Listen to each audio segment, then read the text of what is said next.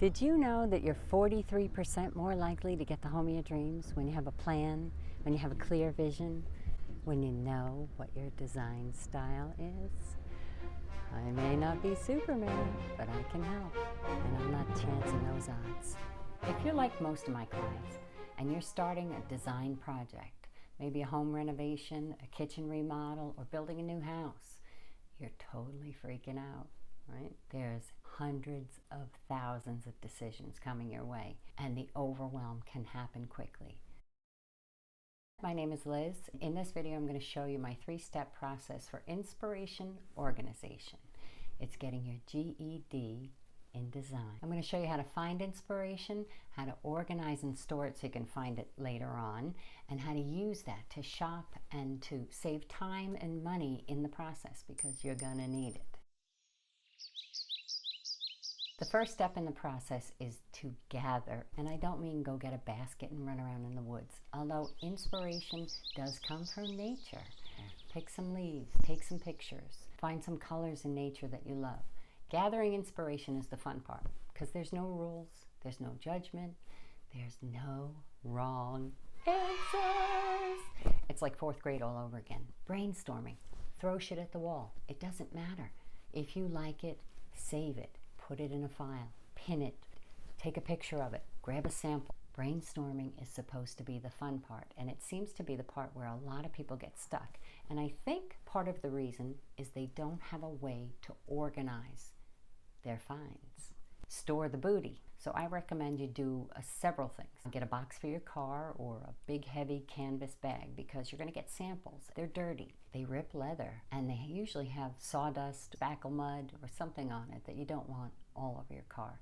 You'll also have them in the car handy when you're at the tile showroom to see if the flooring goes with the tile. Save you time and money. In addition to the box, you're going to get a lot of papers, a lot of pictures, a lot of catalogs. So I highly recommend a binder. And this is my binder from when I built my house about 13 years ago. 14, 15. I liked, cut them out, I put them in. Listen, don't judge. I was home with a baby, and even in my vision board. That's the dog we got. The faucet from the wall and the vessel sink and the old wood. That was a look that really spoke to me at that point. The most common way you're going to store all of your information is digitally. So on your phone, with Google Docs, or a project management tool like Asana or Monday.com or Trello. I personally use Google. I make a folder and then subfolders within that. All the subs, all the receipts, all the plans. Keep everything organized, everything able to access from your phone, from your computer. You can send it and share it. So it's very useful. Where do you gather? Where don't you? Your phone in your pocket is your best asset. Take pictures of everything you see that you like. Your friend's house, a roof, a color, a shell, an outfit, whatever it is that inspires you. Take a picture and put it in a folder. Make sure you make a note, because as we age and with a lot of information, you may forget why you like that picture when you look back on it. So it might give you an indication of what you were thinking about at that time. Start with a search of something you like. If it's farmhouse, if it's traditional, if it's I like beaches, show me images of this. Start your search. On to Pinterest. Let's go up. Here we are on the homepage of Houzz. That's Houzz for those of you that don't speak Brooklyn.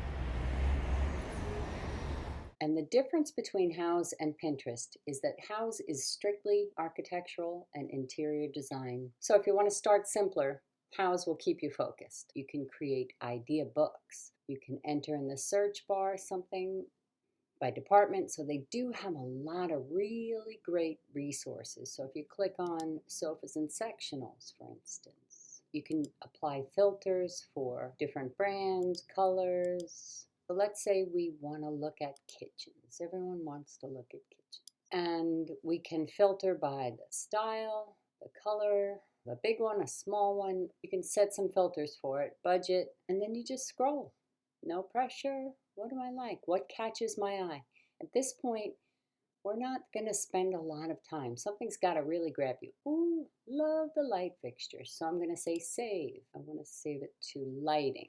I like this tile here. Let's say save. Now I don't want to save it to kitchen. I don't have a tile idea book, so create new. Call this tile for the kitchen, create and save. You can see. Now you can also make notes. So what do I like about this?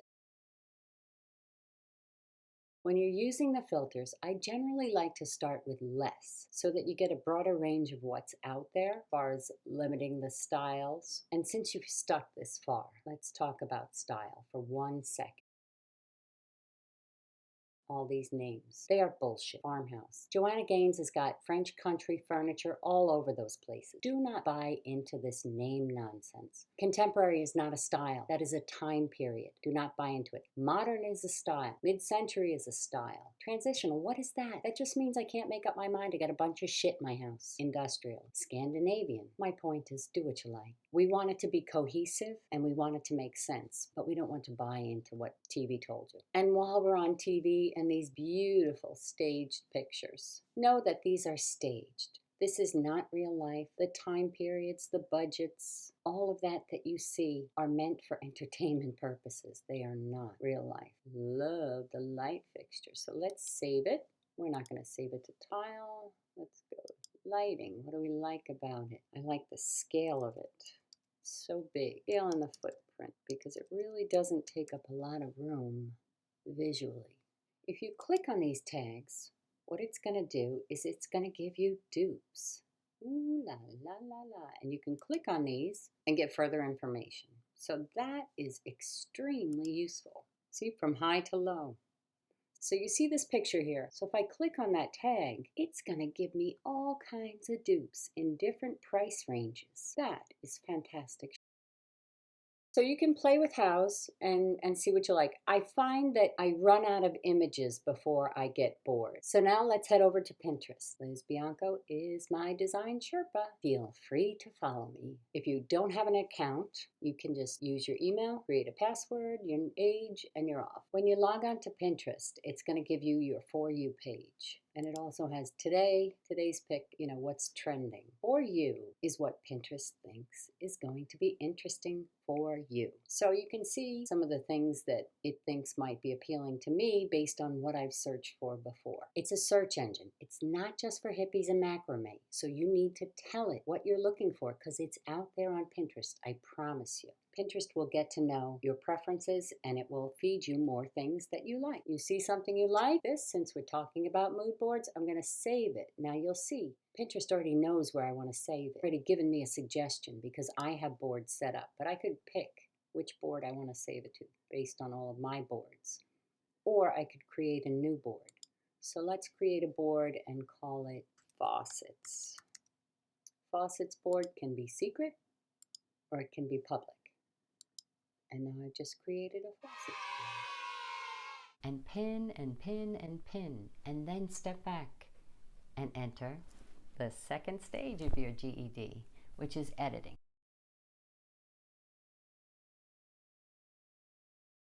When you save things, you can go back in and you can edit, you can add a note. What do I like about this? I love the arc. So that's in there for future reference because I will forget. Dun, da, da, da, done. Now my boards may read a little differently than most people's boards because I'm not shopping just for me. So I'm shopping for a lot of different people. But as you shop, you're going to start to see common themes. Even though I'm shopping for more than one person, you can see the kinds of things that keep repeating as you start to save things. So you get a sense of what your style is. Liz Bianco is my design Sherpa. If we look at baths, you can see I've titled it Baths. Design bathrooms, organization and function in mind. Remodeling a new home, interior finishes, countertops, tiles, bath fixtures, tubs, bathroom makeovers, and inspiration for your bath or spa. Pinterest is a search engine. So if I tell it what I'm looking for, it's going to give me more of that and it's going to do the work for me. Now, once I've got this set up and I've got a bunch of choices, some tiles, some faucets, some accessories, what I can do is I can organize each board. I can edit the board. I can choose a cover, pictures, so there's my cover. I can move it around, make it fit, done. but I give it a name and I give it a description. Just talk about the things that you want it to include. And you can keep it secret so only you can see it and those you share it with. Check this box to make sure that Pinterest goes and finds you some information. And then if you want to get rid of it, delete. You can also share your board. You can merge it with other boards. So I can put baths in with other things. You can archive a board, which means it will put it away. It will not send recommendations to you about these kinds of things, but you can undo it. If you click on more ideas, hopefully Pinterest will generate more bathroom ideas for you that you can add to your board. You can also organize your board so you can decide which order you want to see it, and you can create sections. For instance, I could say kids bath. Under notes, you can add general notes about the entire board. Things you like to buy. You can add text. You can add pins that are appropriate for this. So if I want to buy this tub, this tub, this tub, I can say done. It's added these three. I can add a checklist of things to do. Let's take a look at one of my boards. And again, my boards are going to read a little differently because I pin for more than one person. Front hall, entry spaces, bench, doors, storage. So I'm giving Pinterest hints as to what I want to see. Even though I'm not shopping for myself, you can see that some of the themes or common materials keep showing up. You'll see wood. You see wood again here. Wood again here. And a specific kind of wood, not new and shiny. You're getting a feel for what I like. And that's how you figure out your style. So now that you know how to edit and sort your information, we need to go back and do step number 3 in your GED, which is dump. Which is the first of 3 Ds. Oh yeah, it's a GED, remember? Once you have gathered and pinned and edited and sorted till the point you're bored, you need to get rid of all of those things that don't fit with your design. Don't keep pictures of the X around. You don't want to keep crap that you're not going to put in your house on your vision board. Empty that binder. Dump that box. Keep only the samples you need. And delete, delete, delete. When you have a clear vision of what you want, you have a better chance of getting there. When you can see it, you can narrow your focus. You design with the end in mind. You get it right every time. Bang. For designing and documenting, I'm going to show you how to use Canva to create mood boards that actually have more information than just pretty pictures and some paint colors. It is fabulous. It is moron-proof. Trust me. It also has a lot of great features. I am an affiliate, but the free version is so awesome that if you don't get it, I don't know what to do with you. Go get Canva. It's so easy to use. They have pre-made templates. You can just drop in your information if you're not a design person. If you're a more creative type, you can make a custom mood board, and I'll walk you through both of those in my next video. Thanks for watching.